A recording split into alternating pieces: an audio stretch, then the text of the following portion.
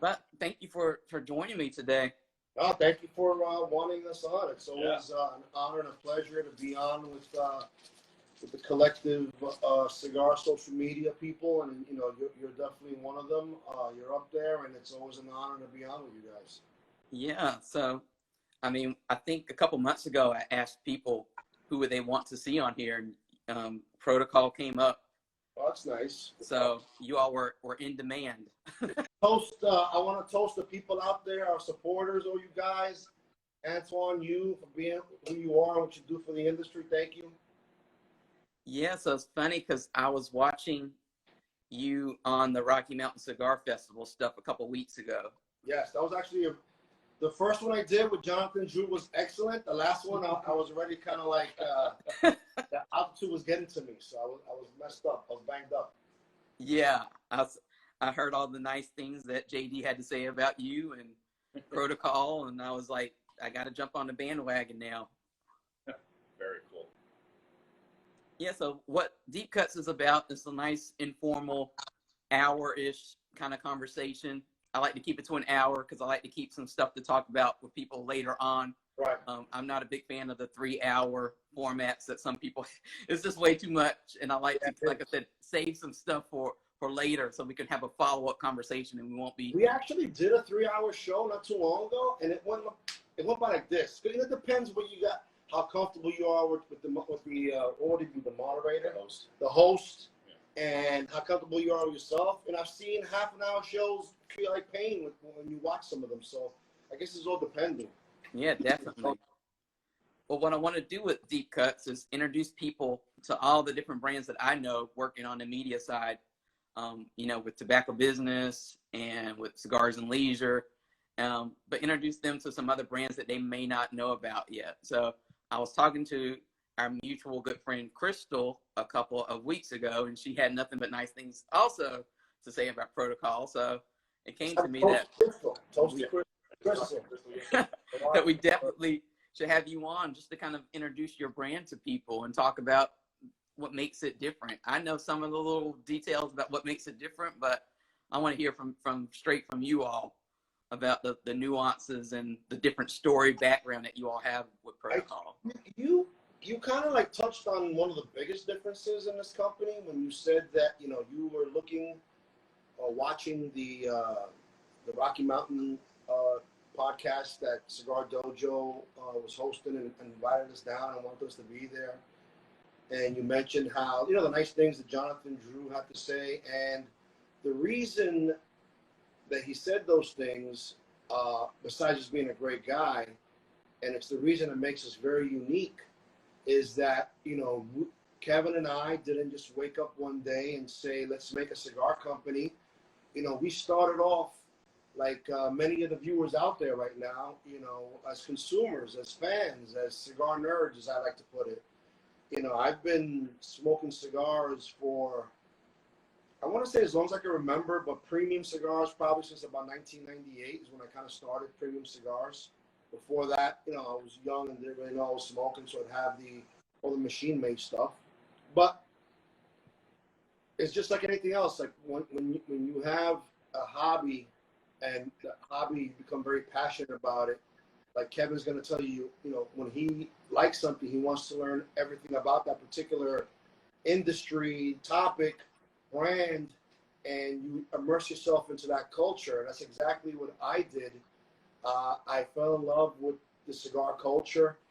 I fell in love with the brotherhood of the leaf and all that, and just the camaraderie you have when you're smoking, and the product itself. I just love smoking cigars, having a nice drink, some good conversations. Like, we can all have cigars by ourselves, like in the porch or in your man cave or wherever. It's fantastic, but it just takes it to a new level when you're sitting there with people. So I started to just really fall in love with the industry and the backstories and all the subculture of it. And I just started to immerse myself in it. And part of that immersion process was me going to any sort of cigar event I would see where Jonathan Drew might be there, Rocky Patel might be there, Pete Johnson might be there, Carlito might be there, Eric Espinosa might be, whoever's there, if I could drive there within 3 hours, I would go. And through that further immersing into that lifestyle, I also started going on cigar safaris. And my first cigar safari was, believe it or not, with, well, the cigar safari term, it actually drew a state, but the first cigar trip I ever took was with General Cigars. They took me to DR in 2008, I believe it was, 2008. They flew us down because I was a General Cigars cigar ambassador in their ambassador program. They flew us down there, and it was phenomenal. And that's the first time I ever got to see, seed to finished product. And the more I went on these kind of trips, the more I became almost obsessed with cigars, subcultures, the people, the brand owners. And through those things, I became friends with a lot of these, all the brand owners. But back then, they were, to me, they were gods. Semi still are, but I'm just saying now I'm like playing in their ball field a little bit. And I think that's what makes us inherently different, is that our journey is not a typical journey of a lot of manufacturers out there that you guys see. And not to take away anything away from their journey, because their journey is unique and beautiful and important. But our journey was first started through from a fan base, from a consumer platform, being a fan, a cigar nerd, as I would like to call it, and then just pursuing my passion, and the passion wound up growing into the business, and that's why we're here today. And we wouldn't be here if it wasn't for all you guys out there. So here's another toast to you guys. And Juan just mentioned that, Kevin, that you kind of like to really immerse yourself into any new thing or project that you're getting into, which is kind of speaking about mastery, which I've been reading 50 Cent's book on entrepreneurship, and he has a whole chapter dedicated to how you should master or really immerse yourself into any whatever venture you're getting into. So tell us a little bit about what your process is about getting, what was your process for cigars, like really learning about whatever you needed to learn to get Protocol to where it is today? Yeah, it was interesting. For me, I'm a internet security nerd, right? So there's always new technology, and if you're not learning about it and really understand what's behind the scenes. So for me, learning was going to my local shops, joining a cigar club, going to cigar events, meeting the manufacturers, asking questions. We did a lot with Famous Smoke. They had Tim, what the heck is his last name? Thomas? No. Tim. General or Altidus? Tim. He always comes to all of our events. Big guy. Black Oh, Tim. No, you're talking about Tim Pearson from Altidus. Yes, from Altidus, yeah.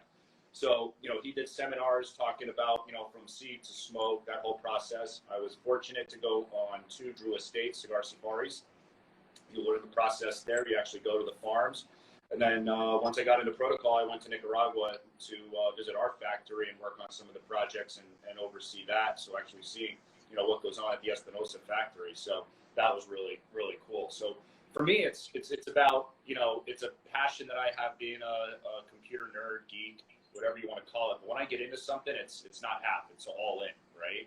Another example is our studio we're in. Unfortunately, we can't use it for the limits of Instagram, but we wanted to do a podcast, and I wanted these guys to look really professional on screen, and I figured I could figure this out. So thousands of hours of YouTube later, I figured out how to create a podcast studio, and still learning along the way. We're going to add some features and functionality here in the future, but it's always fun for me to learn something and dive in. Wow. So, you talked about all these different figures in the industry that you've worked with. And like I said, what stood out to me a couple weeks ago was when Jonathan Drew was talking about, how proud he was of Protocol and where they've come from. So what was that like? Because I know Jonathan Drew's kind of like the godfather in his own way. If he blesses your brand, then you're doing something right. Because if you're not doing something right, he usually, for me at least, he'll tell you when he thinks you're kind of off. But he seemed to kind of like give his blessing on what you were doing and the cigars that you've released so far. So what was that like, just to kind of get his kind of sign off on what you all have put out there? So I've said this before, and I'll always say it. I cannot say I have one mentor in this industry. I have several mentors, because you watch them and you're a fan and you're a supporter and you're going to their events and you're talking to them. You get to really learn these people. You get to really know them a little bit more and the struggles that they went through to get there. Jonathan Drew, you see him now, but in early 2000, he was sleeping on a mattress on the floor at Nick Perdomo's old factory. That's where his first factory was. These are the kind of things he would do. Him and Marvin and these guys, and they worked their asses off, and they got to somewhere. And so I was a true fanatic, and I still am. I still love Drew Estate. And I would go down there, and Jonathan and I actually became friends. Where if he was coming into New York, he'd text me, "Hey Juan, why don't you come over? We'll go to Chinatown, do this, do that." So we used to hang out a lot, and you just sit in there talking cigars and stuff, and then you say to yourself, "Okay, now I'm gonna put my foot into this ring. I'm gonna throw my gloves in the ring and see what happens." And that's what's so unique about this industry. You would think that Jonathan's like, "Oh, look at this guy." He was hanging around me. All he wanted to do was probably learn everything or steal my ideas. It was nothing like that. He was like, "Juan, I see you're a passionate cigar smoker, and you're doing this now. I wish you luck." And then for him to say that, it's not. And I've heard that speech, and not to take away from what he said because it was amazing, but I've heard that speech from so many other guys in the industry. But every time I hear it, it's like hearing it for the first time, and you're like, "Wow, this is like one of my idols telling me, wow, you guys are doing good." And it's a great feeling. So it's a great honor, and I did learn a lot from Jonathan, a lot from Eddie Ortega, from Eric Espinoza, from so many other guys.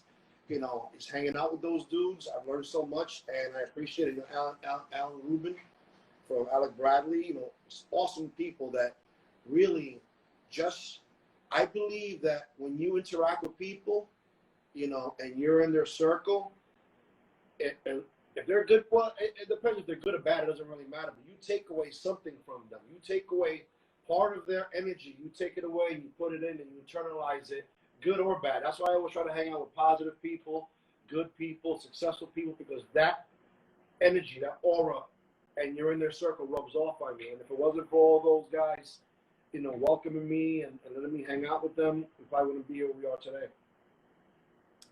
So take us to more into the whole protocol environment. I know some people might hear the name protocol and they may not know the background of what influenced that name and some of the cigar names that you have come out with. So just kind of tell us, when you were sitting down thinking about what should I call my cigar brand, because that's it seems like an easy task. Like everybody thinks, "Oh, I know what I would call it." But when you actually get to that point where you're ready to brand and market your own cigar, I know it can be a little bit daunting. So why did you choose Protocol for the name of your cigar brand and company? So basically, once we came up with the idea in 2014 to make a company, we decided to go with Eric Espinoza. And Eric Espinoza was back then a good friend and still is, and always be a mentor. I was a big fanboy of Espinoza Cigars, Lizona, back then, and I still am. So we wound up going with them. Once we got all the logistics done, the cigar was being worked on, believe it or not, Eric was the one that told us, the hardest part is going to be finding a name for your cigars. And I'm like, "You're crazy. The hardest part's got to be the cigars." He goes, "Juan, that's the easy part. The hard part's going to be finding your name." And one weekend, my first partner, Bill Ives, he's no longer with the company, but we sat in my house and we tried to figure out the name of this company, the cigar, everything. So we wound up first coming out with the company. The company's called Cuba Riqueña because, he's Cuban, I'm Puerto Rican, put together. We made the Cuba Riqueña Cigar Company. But now we got the company, what's going to be the brand of cigars? So every time we had an idea, we'd look it up on a trademark search or just Google it. It was taken. It was almost taken by some obscure shop or somebody had it from back in the day. And it was that became such a daunting task. So we were trying to figure out how we were going to make ourselves stand out. And we weren't really at first set on, basically to find the company. But the story was that we were at my house trying to get names, and we were drinking Ron Zacapa XO. And that weekend, it was a Friday, Saturday, and a Sunday.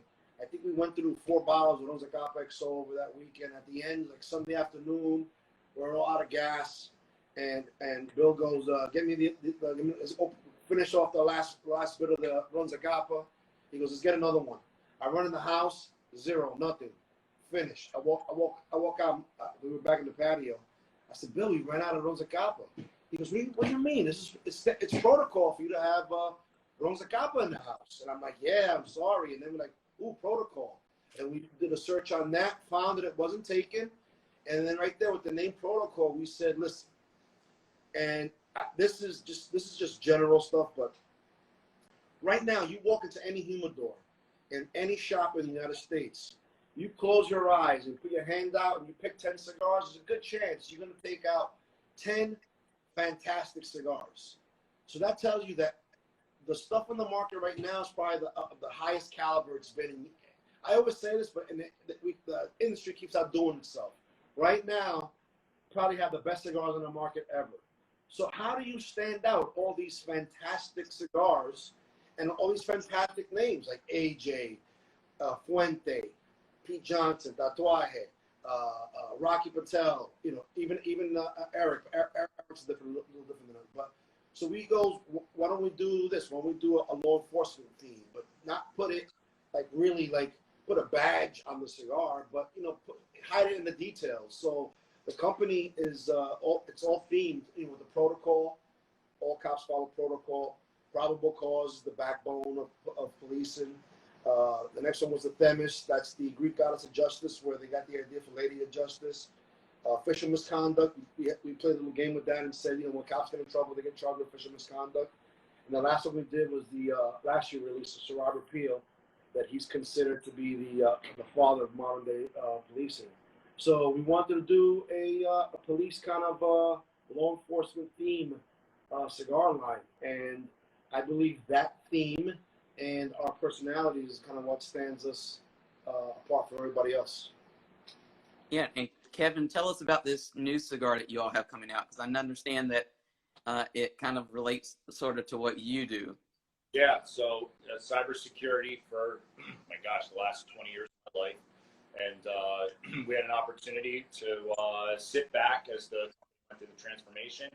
And I came to Juan and I said, hey, I'd really like to do something that gives homage to my day job, but tie it back into law enforcement. So came up with the cyber crimes unit, and it's going to be a new extension to our core line. So like Juan will tell you, it's all unified, the P's on the box. And this one's going to be the green pea, everything colored. We're going to come out with that. It's going to be a box-pressed Churchill. It's the first time we're doing another cigar in that size. The original one was the Probable Cause. And I'm super excited. When you see the packaging on this, we're going to knock it out of the park. And the blend on that is Nicaraguan Rosado, Nicaraguan Binder Filler. It's a fantastic blend. Juan and I were going through samples. And we sat here in the office, actually, in these seats, and he was like, "Oh, you're going to pick the other one. Well, let's try the second one." So we tried it, and I looked at him and I go, "Juan, this is the cigar." So we both agreed, which is surprising because Juan, typically goes forward than me, and I go a little bit milder than him when we're smoking on a day-to-day basis. But I think that cigar is a perfect in between. It's in between. It's like a medium plus. Yeah. I think it's gonna hit everyone just right.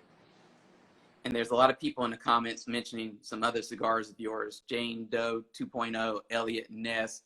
So I guess a good question is, what blend have you all enjoyed the most kind of developing? Developing or enjoying?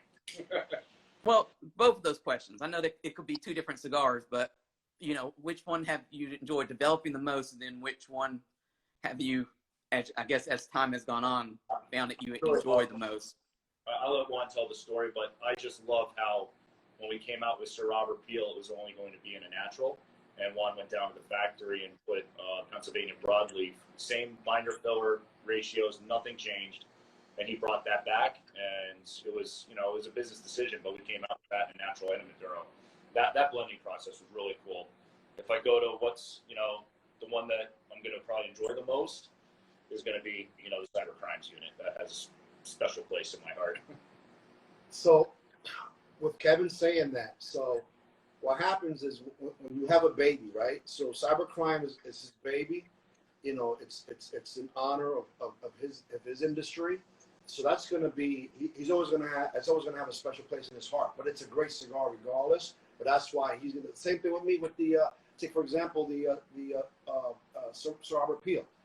You know, this whole entire packaging. So he touched on it before. So when you look at the protocol lineup, each individual protocol, even with our new one coming out, they're each unique. Different color scheme, different ribbons, different artwork for each particular project. However, with that being said, when you put them all together and you look at the body of this line from beginning to end, its history, you could see how it all has a uniformity to it. It's all under product placement, product line, product the building, but it's all been, the marketing has all been the same. So they all look, it's untreated wood. The P is right in the middle of the box. The P is on the cigar. It's got a secondary band.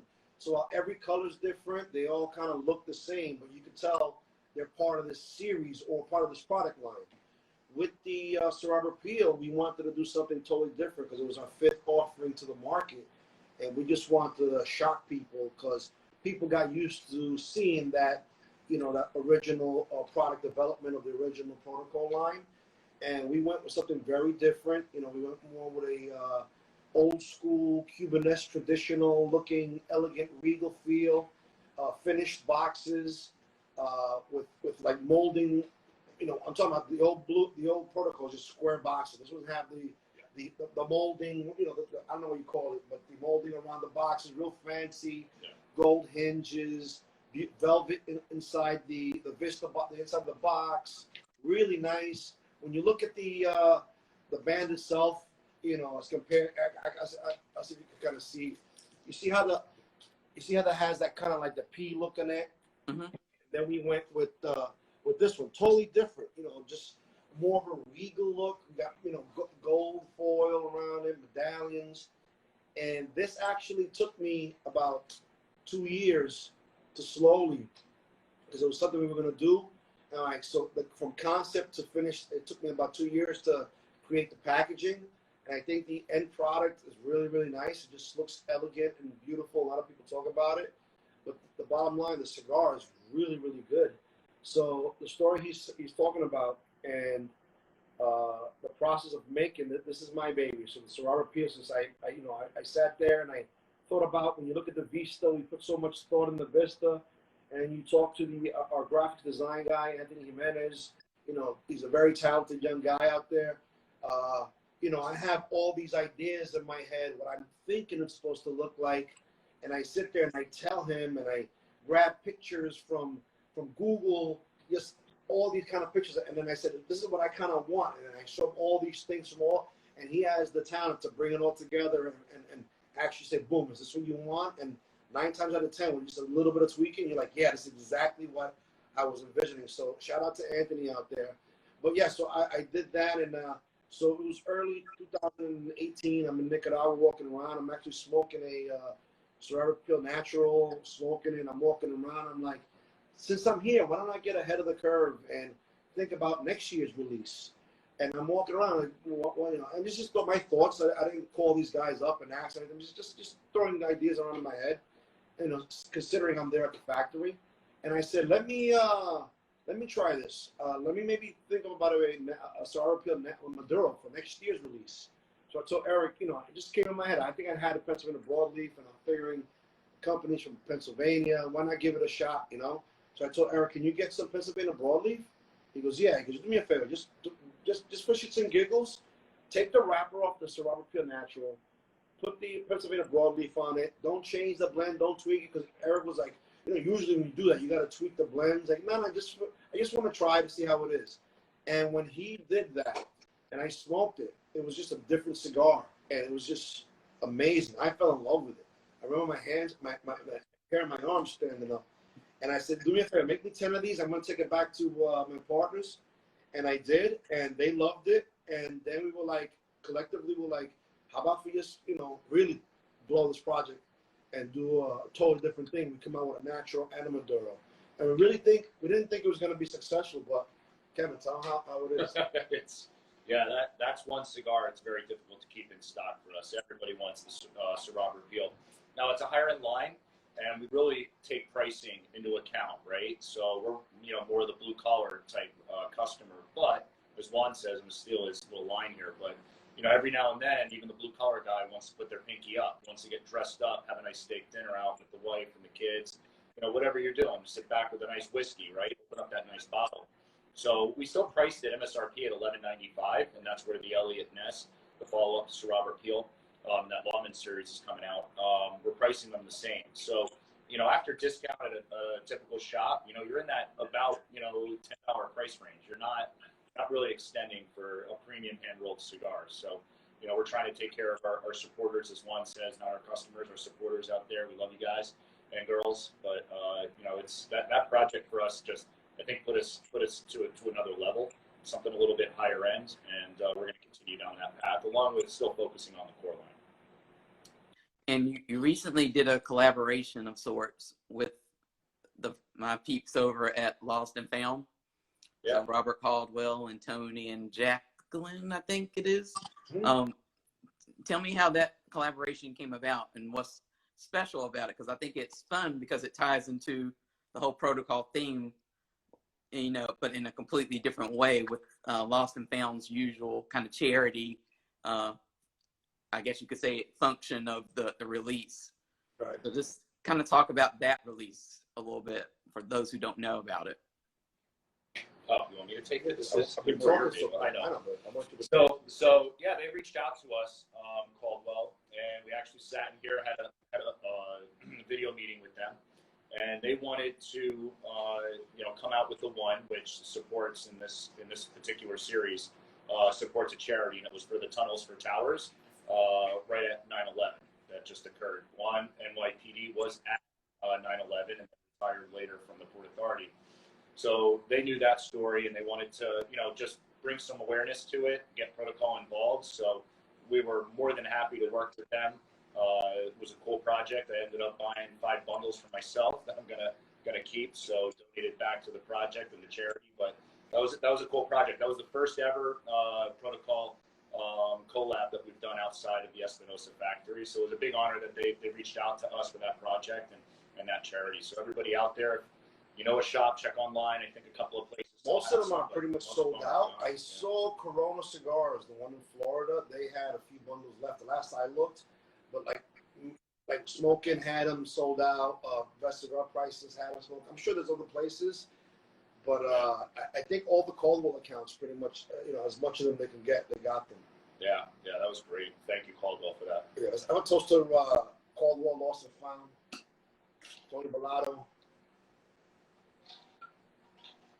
Now with everything that's been going on this year in the news with, police and all this discussion about what's right, what's wrong and stuff like that. I mean, for somebody who is actually in the police and part of the NYPD, I mean, I don't want to get political because that always goes off the rails. But, just tell us a little bit about your experiences and what you kind of, when you look at everything that's going on now, how does all this situation make you feel with, you have, I guess, some officers who maybe need some better training, I guess we should say. And then you have probably a very extreme group who's calling for defund. Some of those defunders mean reallocate, and other defunders mean just defund, and they don't really have an explanation of where that money will go or why they want to defund. So just kind of tell us, as somebody who is part of the police, how do you feel about all this? Okay, so I'm going to tell you, it's not so much the company's view, even though the company is law enforcement based. I'm going to tell you, this is very personal to me. It's just my experience. I'm not going to give you my opinion. I'm just going to give you the facts of my experience with law enforcement. So when we were doing this company and we thought about making it law enforcement themed, we knew and took into consideration that through things that happen in society at any given time, it's going to be a roller coaster ride. It's going to be ups and downs, just like you always have it. Like, for example, 9/11, the beginning of COVID, first responders were heroes, and then the thing that happened, now we're all bad guys. This is what I did. My police career, I did my 20 years. My thing was, I was trying to get bad guys off the street. I wasn't trying to give a civilian that's on his way to work, and he might not, maybe he's got to take a dump and he's driving a little faster than he has to. That wasn't my concern. I didn't care. Of course you do your job and you stop, but you see a guy like, I'm sorry, officer, I'm having a bad day. The guy's a plumber. He's a business guy. You tell him, just sir, be careful, da da da da.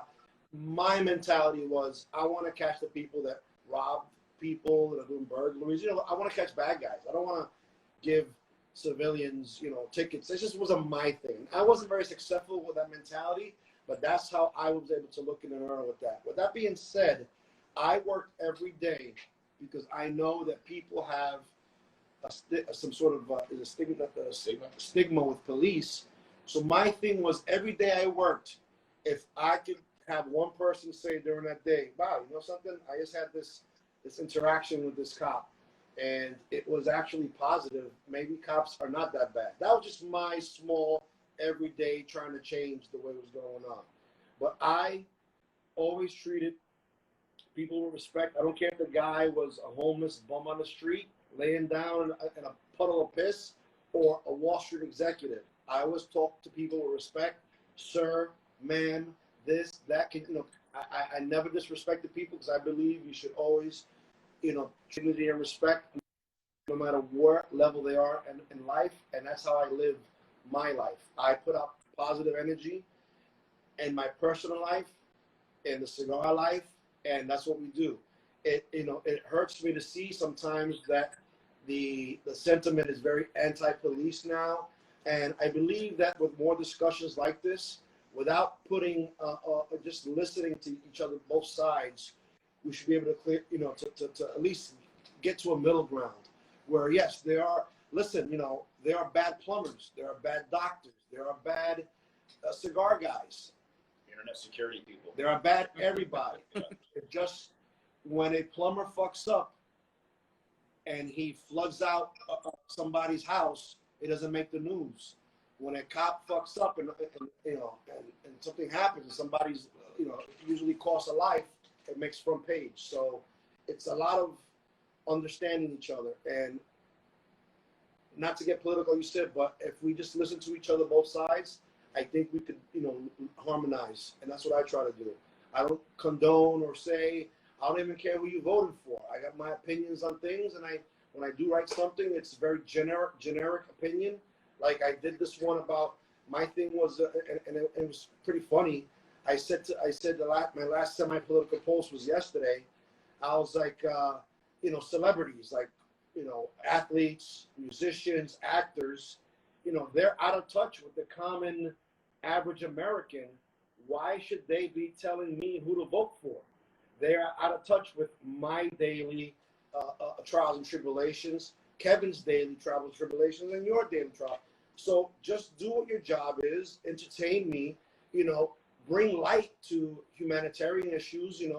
If you want to start a fund, awesome. But don't tell me who to vote for, because you can't relate to the average American. That was just my opinion. And not to say if you're left, right, in the middle, but I don't care who they're, like today, Christy Alley from Old Cheer, she endorsed Trump. I'm like, who cares who you want to win president? Just do your slim, fast commercials and let me watch you on reruns of Cheers and just be quiet. That's just my opinion. Watch the news and make your own opinion, people. Exactly. And here's the big thing. It doesn't matter what side you're on. If you're pro-Trump, anti-Trump, pro-Biden, anti-Biden, why can't you have your political views and us still be friends? It's just people are just becoming so overly very divided. Yeah. Yeah, I like the Dolly Parton approach to politics. She always said that people don't listen to her music for politics. So she says she tries as much as possible to stay out of that realm and not endorse anybody, not talk about it hardly at all. Every now and then she'll come out and say something. That was the gist of what I wanted to say. Right. I wasn't being disrespectful to celebrities. I'm not saying they shouldn't be listened. You know, they have a platform. But when it comes to politics, and especially in me now, you correct me if I'm wrong. They are not. They don't know the trials and tribulation of the average American. You know, some people live check to check. These people have 5 cars and 3 of them start with no keys. Like, you know, come on. What do they know about what we're going through? So yeah, I mean, it's funny because it's like Jane Fonda, for example, has been on TV saying she's been reading books about the Black experience so she can understand it. And I was like, don't you have Black friends that can tell you, you know, that if you're not Black, at least you can like ask them like what's going on. You have to read a book about it. Jane Fonda was born into this rich lifestyle because her father, Peter Fonda? Her father, whatever. But she was born into this. So what does she know about she's never had a problem in her life. So who is she to talk about what the average American is going through and who they should vote for, you know? But I think it's like what you said. I wish we could have more conversations like this without it escalating automatically, like one word, like you say, you know, I'm not political, and then it just escalates off the scales. People get angry and they're ready to fight, and they're like, you are political. I saw that post that you made. Talking about my feathers were ruffled, and I'm like, dude, I just said that. I'm not even talking about left, right, in the middle. I'm just saying celebrities, people like these guys shouldn't have any say in who you vote for. And if they do, they can't expect us to listen to them. That was my point. Yeah. If you're voting based on your favorite band or actor, you are not voting correctly. Correct. Exactly. Yeah. So getting off that track, but I'm very happy with what you said. I think you made some good points, and I see that people were commenting about it, so they all seem to agree with what you had to say. So kind of moving away from that, though, you know, you've done a lot with Protocol in the last couple of years. Where do you see it going forward? I know 2020 was a tricky year because you had going into it. I mean, January. I mean, we had all these FDA regulations getting ready to kick in at some point in the year. Everybody was in the tizzy over that. You had arguments over family-owned businesses and manufacturer-owned businesses. This trade group against this trade group, and then Corona hit, and everybody came together for like a brief time, and now we're kind of all like over the place again. So, you know, what's your plans for Protocol and your company like going forward? So I'll take the first part of this, but you know, when coronavirus hit, we were going through the company transition, so it just was Juan and I, and you know, we sat here and we decided not to, you know, put the foot on the brakes. We actually stepped on the gas pedal and we hit the floor, right? So we started a whereby room with Cigar Dojo, sponsored that. Found that's been very helpful to the company. We're joining as many Zoom meetings and interviews like this that we're doing right now, just to keep our names out there, since we weren't able to have Juan travel since he's retired now. That would have been an original plan for 2020. And then, you know, we started coming out with cigars. You know, it's like, hey, let's do this. If we can get cigars out of Nicaragua. And if you look at this year, we came out with the John Doe 2.0, Jane Doe 2.0. Fat Ash 3. Fat Ash 3, that was in January, right before. Yeah, Fat Ash 3.0. That was a big event. Then we came out with the 5 families that just released a few weeks ago. And then, you know, we came out with Pool Party. We actually hosted a pool party, which no one got COVID, against all odds. I know there was bets against us, but no one got COVID out of that party. 115 people there, which was awesome, plus staff. And then we were working on the cyber crimes unit that's targeted for December timeframe, and then the Elliot Ness natural and Maduro that's coming out in the December timeframe. So, you know, we're not sitting back. We're going full force, and you know, thank God that, you know, we had a correct ruling with the FDA for now.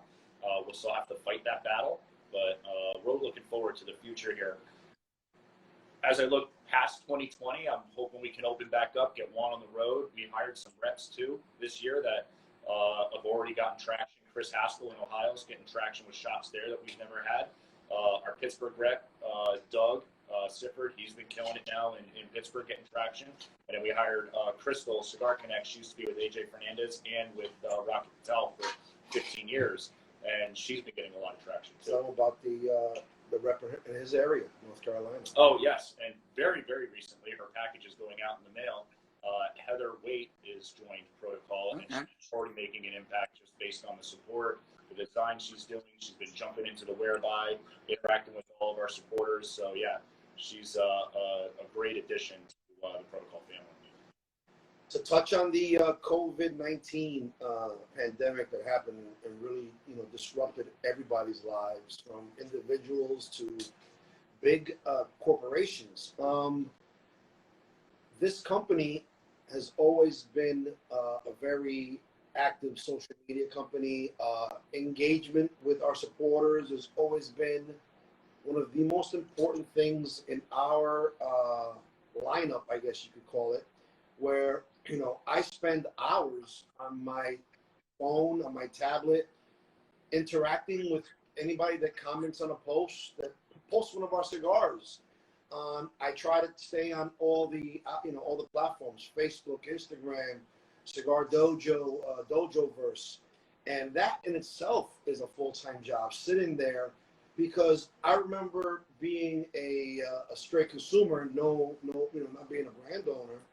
And if, let's say, I post a picture of a Tatuaje cigar, and let's say Pete Johnson liked it, I was like, holy shit, Pete Johnson saw this, and it made you feel good, right? So I take it one step further. Like, I spend hours on my phone. Anytime I follow certain hashtags like Protocol Cigars, hashtag Protocol Cigars, hashtag Power of the P. We use the P emoji.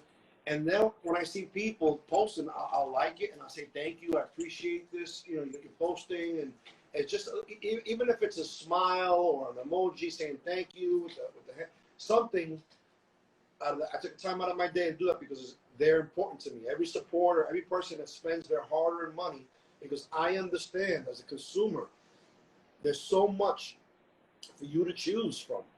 To spend your hard-earned money, but you go off the guys that support us and they buy Protocol. To me, is important to show appreciation to them and just even a thank you to them.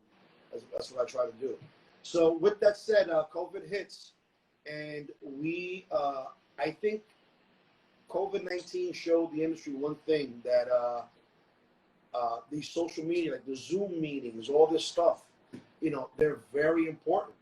I'm not saying it's gonna be the new way how we do business, but it's gonna change the way this industry does business. Because if people walk away from it and not say that the Zoom meetings and all these whereby and all these virtual events, they're not a key. They're not a marketing tool. Then you've not learned anything from what the curveball life threw you. So for us, where at one point maybe we didn't do enough of these, now we're going to do them more. It's not going to be the only thing we do, but it's going to be an addition because you cover more. We've done virtual events with shops that say, my God, this is the biggest event we've done, even when they have big guys that walk into the shops, because you cover more people, you get coverage that way. So I think for us, the way it's going to change the way we do business is that the virtual rooms are going to be a thing that's always going to be there, the virtual events. And, if I thought I was crazy by engaging the public, engaging the people out there, this year has shown me that no, every hour you spend, every minute I spend on social media, my kids might look at me, my wife, listen, I'm like a little girl on social media, but I'm doing it. I'm not posting that I'm having a grilled cheese and a chocolate milk. I'm posting thank you to people that are out there to engage and to show my appreciation on a personal level.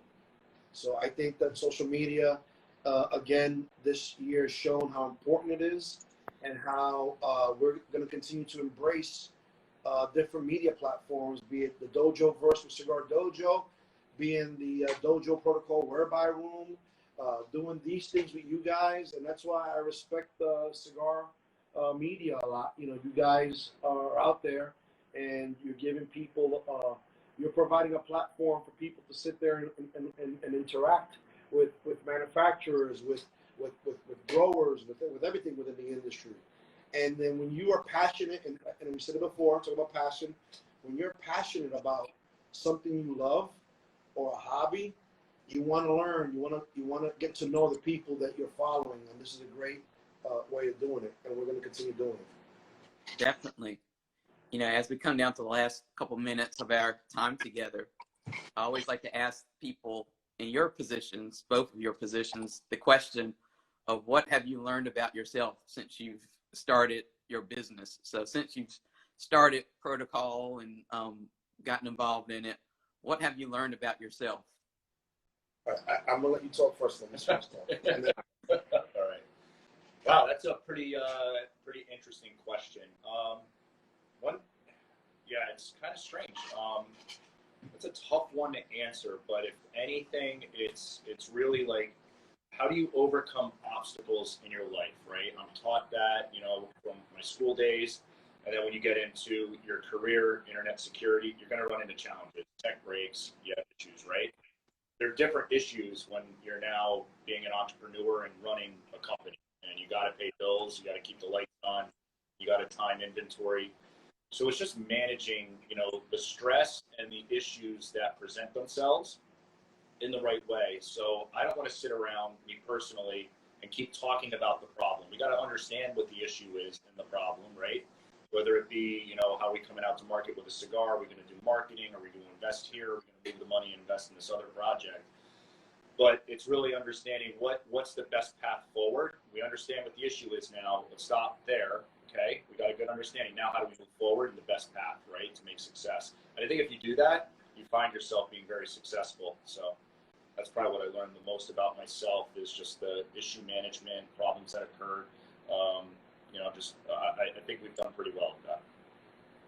For me, is going to be what I've learned from the industry is also something that should translate into life for people. Everybody's different, and I get that. I respect everybody's individual thoughts, ideas, opinions. But I think the best thing that I walked away from this is learning that you have to be yourself. In the beginning, Bill and I had the Guayabera shirts on, the Panama hats, and we were trying to be something that we weren't. And when I look back at it now and I see old pictures, I'm like, God, look at this. You guys look like clowns back then. There's only two people in this industry that look freaking phenomenal in the Guayabera and the Panama hat, and that's Carlito Fuente and AJ Fernandez. Everybody else looks like a clown. I'm throwing that out there. Everybody else looks like a fucking clown. I remember wearing a Guayabera to work one day. I was going to an event, and the guys, they don't know about Guayabera is basically a Latino tuxedo. You wear that because you're dressing up, but you wear it, and the guy was like, where are you going, bowling? What's up with all the pockets? You put pens in there? Like, guys at work kind of like breaking my balls. But it kind of shows that you have to be who you are. So I believe, especially now, I am myself all the time. And it's easier to be yourself because when you're not yourself, you're holding up a mask. Eventually, the weight of that mask is going to be so heavy that you're going to drop it, and people are going to see you for who you really are. And then it's going to be a shocker. So you're better off just being yourself from the beginning. And that's something we've done in this industry, as far as this company. Kevin and I are myself. I'm myself. And certain times I think it was maybe I should be more, more corporate. Maybe I should put a 3-piece suit on and be more. What scotch goes well with this? Let's sip it. And I say to myself, there's one successful Michael Hertlots already in this industry. Do you need a fat Puerto Rican, cut out of Michael? No, I'm not going to be Michael Hertlots. There's one Michael Hertlots, and he's doing a fantastic job at it. God bless him. I'm going to be Juan Cancel. Kevin's going to be Kevin. And you either love us or hate us, and you're better off just being yourself. And I think that goes in life too. People are just better off for themselves being who they are. That's my answer. And that's an awesome answer. And I think that leads into our last little bit, which is for people who want to continue to follow Protocol and follow you all to get to know the real you. What are all the social media things that they need to follow? What are the websites they need to go to? How can they stay connected to you all? Kevin? So one thing we didn't mention in 2020, we actually launched a website. So you can check us out there, protocolcigars.com. If you want to try to figure out how to spell it, cubarequeno.com goes there too. But Protocol's easy. Yeah, protocolcigars.com is the official website. We have all of our swag, all of our contact information right there. You want to follow me? I'm on Instagram, protocol_Kevin. And if you want to follow me on Facebook, just Kevin Keithan. And for me, on Facebook, it's Protocol Cigars Juan Cancel. Boom. On Instagram, it's Protocol_Juan. You guys can see it on there, what it is. But if you Google Protocol, you'll find out where to follow us. There's the website, there's Instagram, there's Protocol Cigars on Instagram. We have pages, so even Twitter accounts. So if you look for Protocol, usually nobody else has it. We have it all. You look for Protocol, you'll find all that. Follow us on Twitter. Follow us on Facebook, Instagram, our website. You know, I think social media is very important, and I'm always throwing new content out there to keep things interesting as much as I can. I wish Facebook would allow you to have more than 5,000 followers, but they don't. That's why I kind of like Instagram. You can have whatever. You can have 1 million followers if you want. What does it matter? But, you know, if you can't, that's why it's important that I actually post on Instagram, Facebook, and it's just a way to engage us and follow us and follow the website. We're going to add more to the website. We got to add all the shops that have us. And you guys that want to try us out there, just in case you never tried it, just Google Protocol Cigars. We're in some of the major online guys, Famous, CI, JR Cigars, Smokin', Atlantic Cigars, Cigar.com, Best Cigar Prices, all these guys, Bureau House Cigars, all these guys have us. And then you have little small brick and mortars that say you don't want to do the big online guys. You want to do brick and mortars. There are brick and mortar shops out there that have online presences, like Caravan Cigar Company, Royal Leaf, Puro House Cigars, like so many.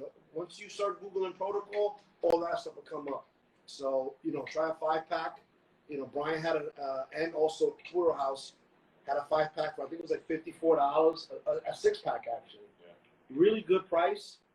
Came out to be like maybe $7, $8 a stick, and you get to try the whole lineup. So, guys, try it, see if you like it, and if you do, post, use the hashtags Protocol Cigars, Power of the P, and I will definitely try to do my best to reach out and say thank you. And Kevin and I are very approachable. Like, you go to the protocolcigar.com, and when you can leave messages, that goes directly to our emails. So it's just him and I answering questions when people have questions. You're getting a response either from Juan or myself. Correct. Yeah, whenever you reach out to us, just the two of us here. So we're very accessible to our supporters out there and appreciate it. And if you want us to be in your shop, have them contact us. They go to the website and reach out there. They can email us at sales@protocolcigars.com. Always open up new shops around the country. Well, awesome. I want to thank you both for coming on today. And we need to do a follow-up for tobacco business, because I know in my 3 or 4 years there, we've never done a story on Protocol. So we need to do a story on Protocol. I want to toast to my man crush, Matt Booth, for being on the cover of the last one. I have a toast to Matt Booth. I love that guy. He's an amazing human being. One of my favorite people out there. And yes, he made the cover of the last issue of Tobacco Business. Yep. So thank you so much for coming on. I know I've learned a lot about you both that I didn't know before, and I look forward to kind of following up, like I said, for some more editorial and stories and interviews like this across the different media platforms that I work with. So it was awesome speaking to you both today. Thank you, everybody. Thank you for our support. Thank you, Antoine. Thank you for the supporters out there. We got some amazing supporters. Al Berner, his son. Like, this is the kind of stuff you do. Like, his son actually makes these. I'm a big Star Wars fan. His son makes these 3D printing cigar stands, and he's Baby Yoda from The Mandalorian, where you hold the cigar there. This is the kind of stuff this is what our engagement with our people that support us do. He's a Stormtrooper cigar holder. Kevin loves football, boom. And just say thank you to guys like him out there, Terrence Bumgarner and all these guys. And so I could sit here and just have a list. And if it wasn't for these people that support us, we wouldn't be here.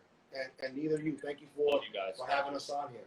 Well, thank you. And like I said, I look forward to our next encounter, whenever that is, out in the wild. COVID world out there that we live in. And I'll speak to you guys later. Thank you. Sounds good. See ya. Thank you.